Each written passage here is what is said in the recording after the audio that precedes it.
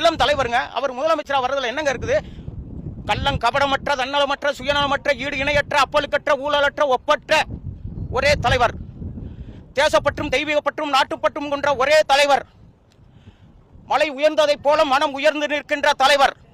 பனி துளிகளை விட பரிசுத்தமான தும்பை பூவை போல தூய்மையான உள்ளம் படைத்த தமிழக மக்களுக்காக உழைத்துக் கொண்டிருக்கின்ற அருமைமிகு, பண்புமிகு, பாசமிகு மக்கள் தலைவர், வெற்றி தலைவர், கழக தலைவர், மக்கள் தலைவர், தங்க தலைவர், இளைய தலைவர், சிங்க தளபதி, சிம்மாசனம் போல் செயின்ட் ஜார்ஜ் கோட்டையில் அமர்கின்ற காலம் வெகு தூரத்தில் இல்லை.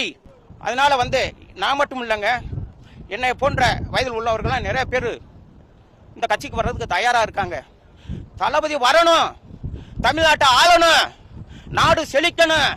ஏற்கனவே விக்கிரவாண்டி முதல் மாநாடு நடக்கிறத பாத்தீங்களா? எப்படி மாநாடு வெற்றிகரமா நடத்தினாரு. இது